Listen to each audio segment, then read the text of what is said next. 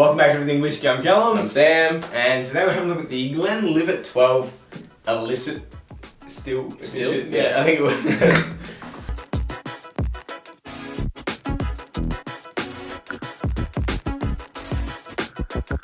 Alright, so Illicit Still, this is, limited edition, like you said. It's, we saw this at the liquor store and you weren't going to get anything. I was picking something up, which we'll review next. And I was like, oh wait, yeah, look, Glenlivet 12's changed their bottle, and you're like, it's a limited edition, like, particularly, I haven't heard of it, I haven't heard of this, no whispers of this, nothing. I've never seen anything. Never seen it. Like, Glenlivet was a particularly early whiskey for us. Like, we enjoyed it early on, like the Glenlivet 12 and stuff like that. And it was good whiskey to start off with. It was, if you're getting into Scotch and you don't mind maltiness, that's a good whiskey to start with. But we don't see like special bottlings from them. They're really just like general hitting the widest target of the audience, blended whiskey crowd kind of thing, and that's fine. It's just like you don't see new things from them. So to find this was well, let us know if you've ever heard of it, because we haven't heard of it. This is the first time we saw it. There was only one bottle. I don't know how limited it is.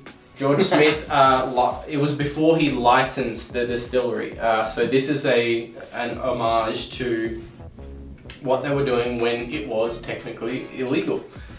So they released this special edition, limited edition, as an homage to that.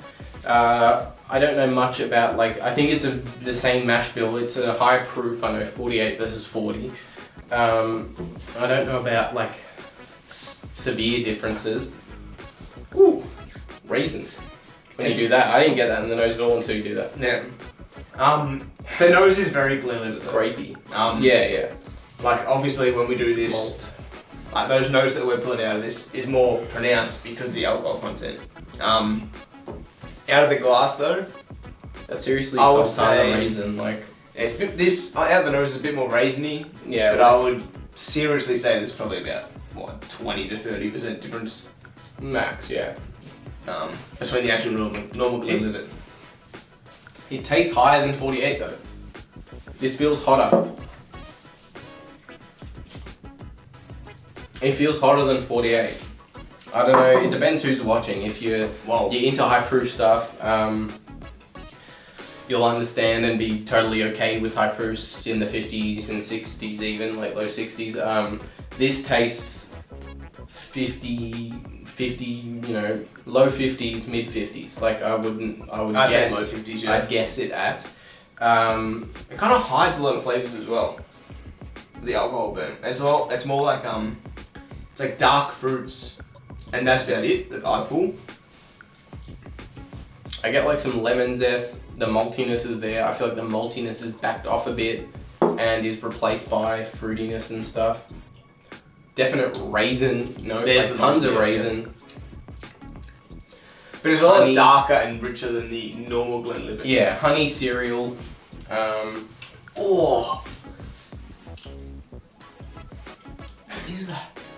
It's so much better than the Glenlivet, I reckon. Just that. The 12, the regular 12. The extra 80%. I agree. Rams it up. I agree, it's much better. I think that kicking character is just like, it really benefits from it. I think if you're like definitely at peace with the alcohol content and stuff and aren't challenged by 40%ers, and you can bump it up and still, really explore whiskey at a high proof, then this will be something you'll definitely enjoy. I know there's going to be a lot of people who are tasting Glenlivet 12 and it's like, well, just whiskey in general at 40% is definitely a challenge, so bumping up yet might not be the right idea, but for people who have been there for a bit, who've been in the whiskey gig for a bit, this is probably a really good idea. I don't see any reason why you would enjoy this any less than the 12. I see reasons why you would enjoy it more. There's lots of honey as well running through it. Bit of floral as well in the taste. It's just like more lively. It's more alive. Like it just feels like it's dancing on my tongue instead of just like sitting there. Like the extra alcohol content makes it more lively. Yeah, normal like Glenlivet 12 was you'd have a sip, get all those notes, but it was like a bit flat. Yeah. You'd say that, a bit flat. Yeah, definitely. you get all those notes, but they're also cranked up. They're just like about 3 or 4 times. It's like it's carbonated. It's dancing around on the tongue a bit and more. it sits there. It's nice. Yeah. So if you're all right with a bit of a bump from 40% to 48%, you're probably going to enjoy this more. It's going to be more interesting. I think it's a good idea. I like that big distilleries who are used to doing the same old thing are deciding to do new things. I get this is a very safe and not very different new thing, but it's a good start. I also like how the bottle's different. Like, yeah, they didn't just slap on the old bottle. Yeah, they actually thought about it and changed a little bit. Yeah, definitely. And I think this trend will continue. I think that distilleries who have been really set in what they've been doing because it's a niche market and they know that like the whiskey nerds or the people exploring are the vast minority. Yeah. I think they are learning that is changing and people are really wanting to learn a bit more and explore more and they want and expect more from distilleries other than just their like very narrow core range. Mm-hmm. I think distilleries are learning from that and releasing more stuff, and I think that's just good for everyone. Glenlivet, this is basically what I remember it tasting like, but the extra 8% alcohol really broadens those flavors. Yeah. Brings out the notes that we didn't really notice before. Yeah. And they bring them to the forefront. I think it's more interesting than the regular 12. If you're ready for a bit of a bump up, go for it. Even if you're not, maybe buy it anyway because it's limited. I don't know how limited. We might have got the first box, so this might be brand new and we got the first bottle kind of deal and it's going to be mass produced because it's Glenlivet, or it was a tester and they just wanted to release a small amount. Who knows? It could be either of which, but this isn't like super expensive. Like we're in Victoria in Australia. $95. It was $95, which is not bad at all. Yeah. Like, what's the regular 12? 70? 60, 70-ish. 70. Like it's not that big of a difference. Like Australia. Like what? I bought the Brookladdick Isla Barley 2011, and that was 120.